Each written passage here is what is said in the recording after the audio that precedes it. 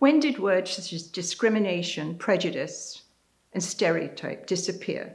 And we added ism to words, such as sexism, racism, and ageism. To some, these words have a negative connotation, or do they raise awareness? I would like to think the latter is the case. And it is awareness I wish to raise when I speak of ageism, something close to my heart. Why, you may ask? I think that's pretty obvious. Ageism, to me, is the most invisible form of discrimination. We see the other isms. Ageism is a little more subtle. Perhaps insidious would be a better word. When we speak of ageism, do we automatically think of the older adult? After all, we are the brunt of jokes and senior moments. When I was 40, quite often I would lose my keys and my glasses, only to find my keys jangling from my wrist and my glasses perched on my head for safekeeping. And the same is happening today. So what's the difference? A few decades. In jokes, recently, ones I didn't appreciate, the solution to our overburdened healthcare system was to let older people die. And they did, thanks to COVID-19 and government discrimination. In medical diagnosis, and I think my 30-something doctor might be a little guilty of this, it's just put down to old age. Older adults are refused a number of government services, insurance, just based on their age. And in fairy tales, older adults, usually women, are depicted as frail, forgetful, and sometimes cranky. Just think about the Wicked Witch in Snow White and Red Riding Hood's frail grandmother. But this affects people of all ages. We tend to stereotype and put people in boxes. How many times do we hear now that teenagers today are selfish, not focused, disrespectful, all negative? I would ask you to think of Greta Thunberg, who wants to see change in this world and is willing to do anything to make that change happen. And there are many young people like her. Stereotyping does not work. And if a 45, 50-year-old man or woman goes out and buys a flashy sports car or motorbike, we tend to put them in the midlife crisis box. Personally, I don't even like the word ageism. I would prefer box syndrome, and the acronym sums it up, BS. I can remember being put in a box many years ago when I was coaching field hockey in England. I was returning from a practice with a group of 15-year-olds, and I can assure you then, 15-year-olds really didn't want to get that sweaty on a hockey field. They had other things on their mind. And one student's behavior I considered a little inappropriate, so I took her aside and spoke to her about it. And as she walked away, I heard her refer to me as a silly old cow. Wow, I was 23, and to Jane, at 15, I was old. I didn't think that comment would stick with me, but it has for many, many, many years. And I'll always remember you, Jane Campbell. You must be in your 70s, early to mid 70s, and I hope you haven't been put in a box. I often wondered what happened to Jane Campbell, and I have to admit, I did try to trace her through Facebook without any luck. Of course, I realize she may no longer be Jane Campbell. Yes, I've experienced box syndrome on a number of occasions, especially when I apply for travel insurance for medical reasons. I'm asked, how many prescription medications do you take? And I reply, none. And I'm looked in bewilderment and asked, none? And I reply, yes, none. Yet in one day, my travel insurance doubled. Why? I didn't start smoking. I had no terminal illness diagnosed. Why? Just age. I believe media contributes to my box syndrome. Have you heard a news item that says a woman was hit on a crosswalk and the car did not stop?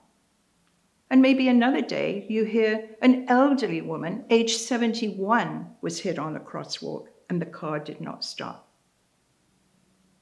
What's the difference? Age.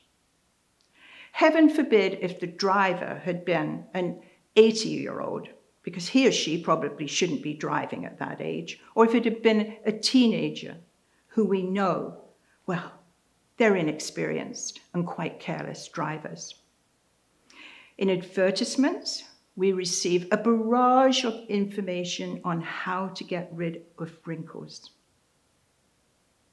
Don't they know that wrinkles protect smiles? And I worked hard for those wrinkles and my gray hair. And no, thank you, I don't want to diet.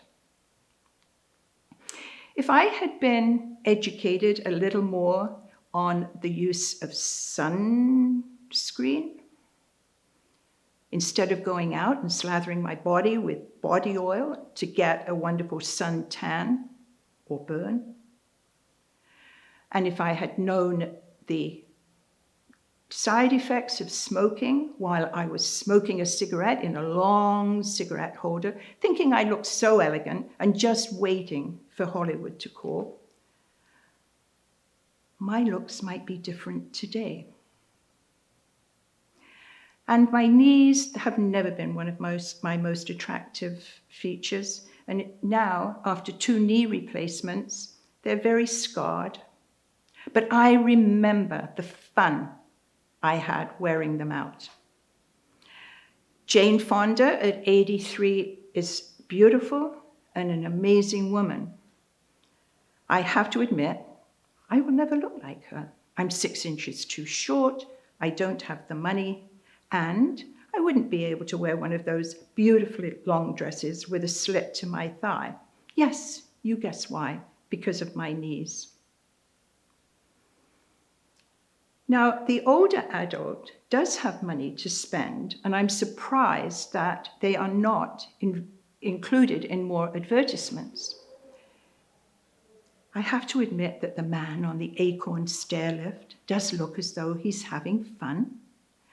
But older adults do have money to spend on things other than wrinkle reduction and stairlifts. And now I would like to talk about fitness classes. Has anyone participated in a 55+ fitness class? You're welcomed by a very gung-ho instructor in her Lululemon Athletica leotard. And at the end of the session, totally exhausted, you have to admit that maybe it was just a bit too much for you. Only to be told, well, we do have chair exercises if you're interested.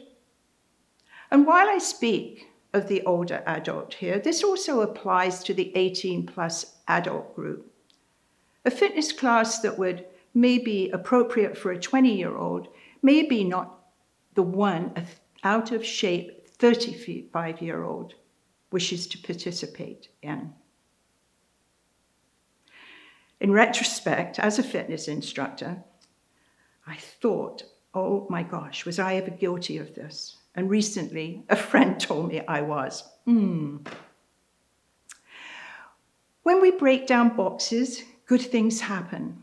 In 2008, mandatory retirement ended in BC. And now we have more of a graduated retirement. Since 2000, Seniors in the workplace have doubled. Unfortunately, some of this is due to financial need. As I mentioned, gradual retirement is excellent. It gives the older employee time to take things a little slower, and it gives the younger replacement a chance to learn from a more experienced worker. Of course, there are people that should go at 65 and perhaps earlier. And I was 61 when I retired. But if I'd waited until I was 65, I would have been performing well one day and sent out to pasture the next. Not a good feeling. Another positive, older adults are committed volunteers. They volunteer 1 of every 5 hours to charities and non-profits.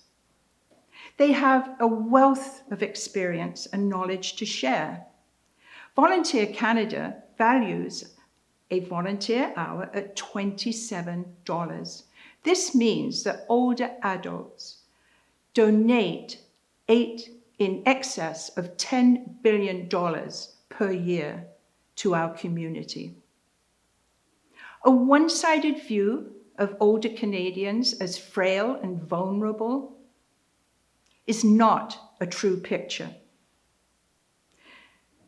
They are valuable to our community, and some are simply not done yet.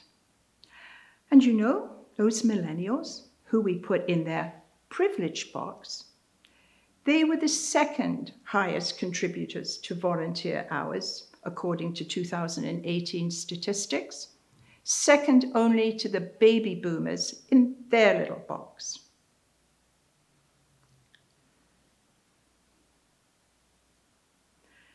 We assume so much by putting people in boxes according to age, whether it be government services, insurance, some fitness classes. And this must stop. We must treat people as individuals, break down the boxes and throw them away. After all, it is BS.